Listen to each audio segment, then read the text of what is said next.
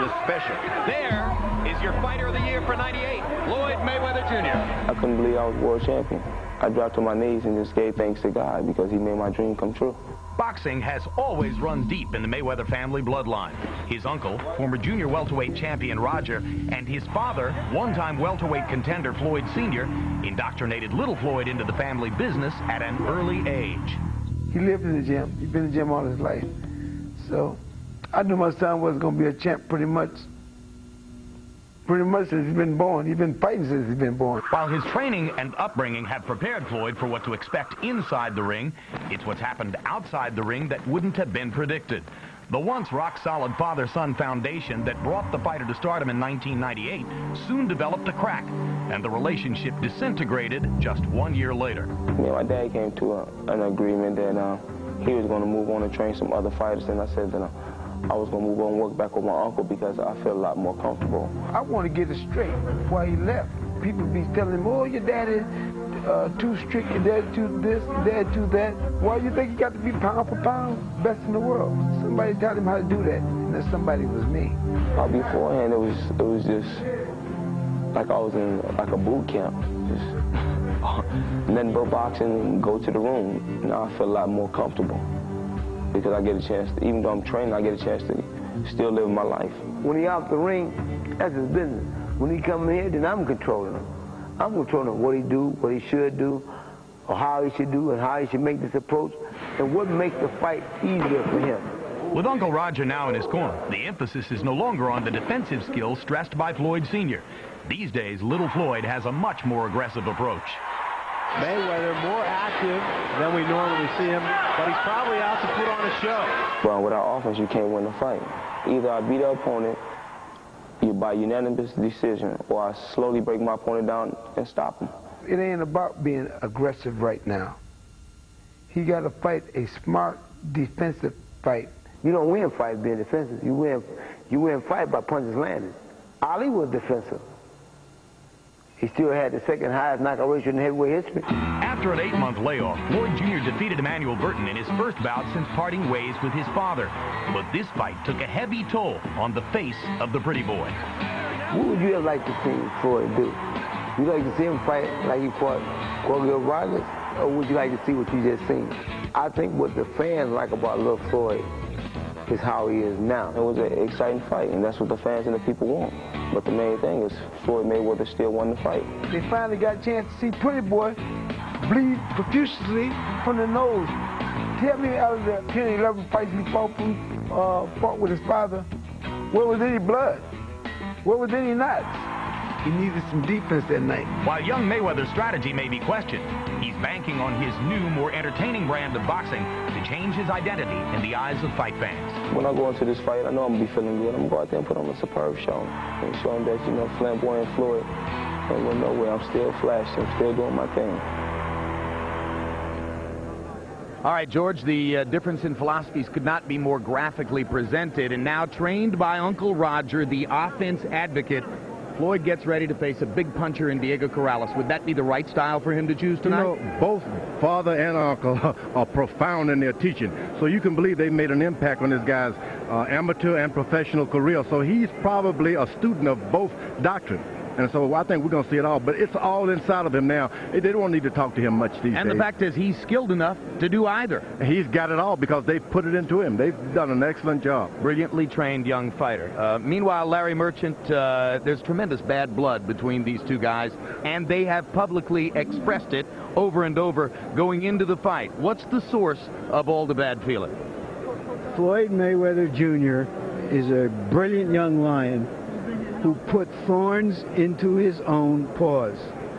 While he was sorting out all of his problems outside of the ring, fighting only once in a little bit more than a year, Corrales filled that space with some rousing KOs.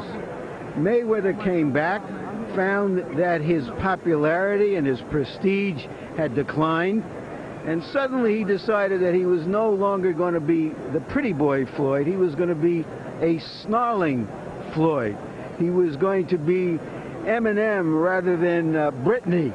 He was going to win with and attract people with controversy, and he admits this openly. So He says he's going to win this fight for all the battered women out there. And Corrales is countered by saying he'll win the fight for all the battered fathers out there. This is as bad blood gets in our blood sport. And that's not necessarily a bad thing. Blood is good. Blood is emotion. Blood is a story, a drama. Blood is what we want to see in terms of passion. What we want is a bloody good fight tonight. This from the man who did a story on cockfighting for HBO's Real Sports. Well, it's hard to imagine any fighter going into his biggest fight with bigger distractions than Diego Corrales, who fights tonight to try to rise to the top of the boxing world. 12 days from now, goes into court to face charges that he beat up his pregnant wife, and eventually the baby will be born. But here he is.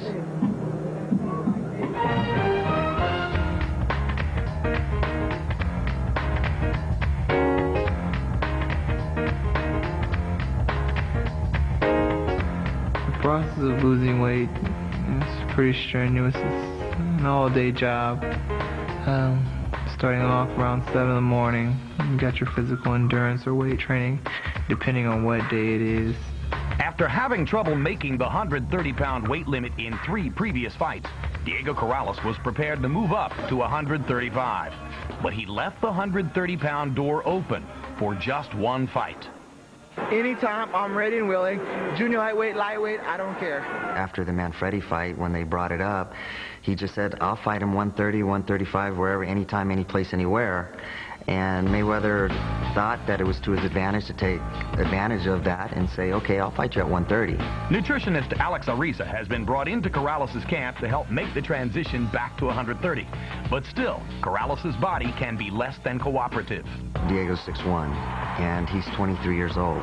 So his body's ready to grow into that. And for this fight, it's becoming a little bit more difficult.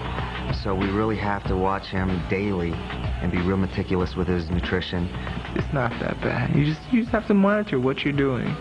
Yeah, it's professional. I think all fighters have to go through this.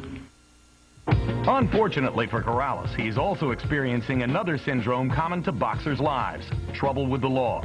On February 1, just 2 weeks after the Mayweather fight, Corrales is scheduled in court to face charges that he beat up his pregnant wife. Judge me on what you see, not on what you hear and what you read, only what you see in me. You can't judge me off what you hear and what you read, because not everything you read is a fact. With the trial date looming ahead of him, Corrales has focused even more of his energies inside the ring. The ring has been a good place for me, because you get a chance to work through all your frustrations, all things that eat at you.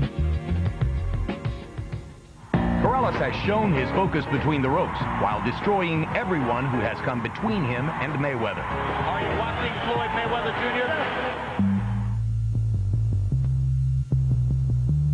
I've been waiting for about 5 years since Floyd came out of the Olympic Games.